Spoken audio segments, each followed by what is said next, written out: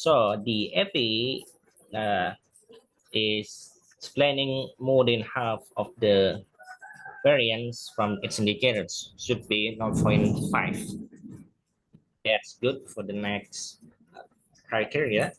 And the next one is we have to find the composite reliability with the score of more than 0.70. It is used to prove accuracy, consistency, and the right instrument when measuring the construct. And composite reliability is next to the AV, this one.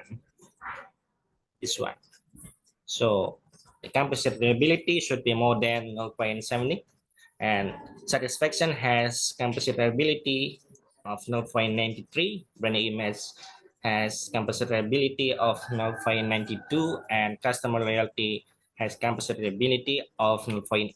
So all of them are higher than 0.70. That's good.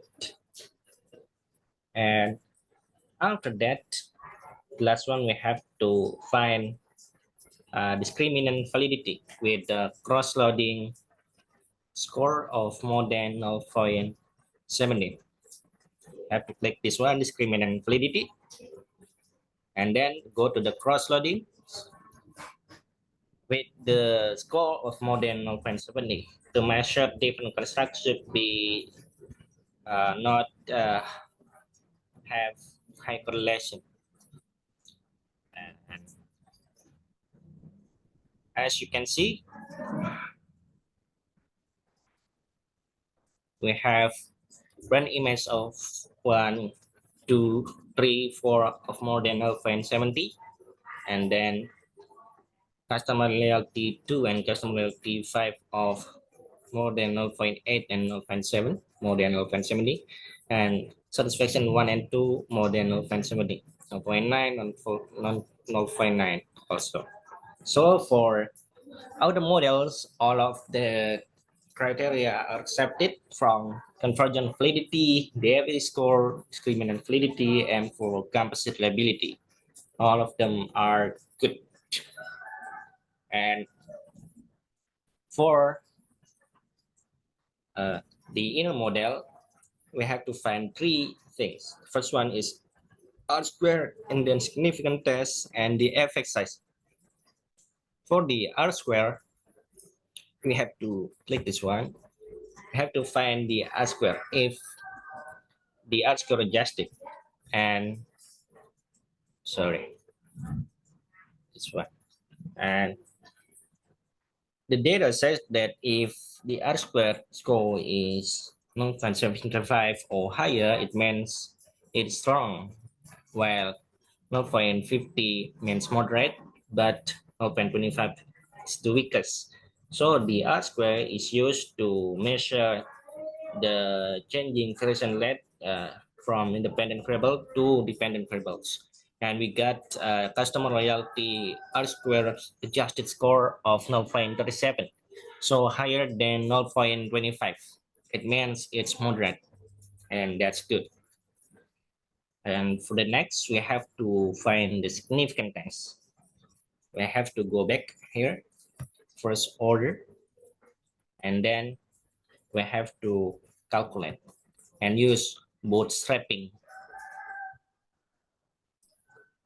And in this one, subsamples, because I used 50 sample, we have to change from 500 to 50. We get 50, just start the calculation, and then we get the data for the fat coefficient. For the significant test, we have to choose fat coefficient, and then you get the free values of, for brand image is 0.002 and satisfaction 0.717. So for significant test, if the free value is lower than 0.05, it means that the dependent variables has influence to dependent variables. So in this case, brand image does influence the customer loyalty. But unfortunately, satisfaction does not have influence to customer loyalty because the fee values is higher than 0.7 or higher than 0.05. It is 0.717. And the last one, we have to find the effect size. We have to go to this one, PLS algorithm. And then for the effect size, we have to go to the F square. And in this F square, you can see that brand image has influenced customer loyalty of 0.373, higher than the score of 0.35, which means strong, and higher than 0.15, it means moderate, and higher than 0.02, it means weak. But unfortunately, satisfaction has the score of 0.005, which means it is lower than 0.15. So unfortunately, we can say that satisfaction does not influence customer loyalty, but brand image does. Brand image does influence customer loyalty. So that's it for outer model and inner model. I'm so sorry if there is mistakes or anything.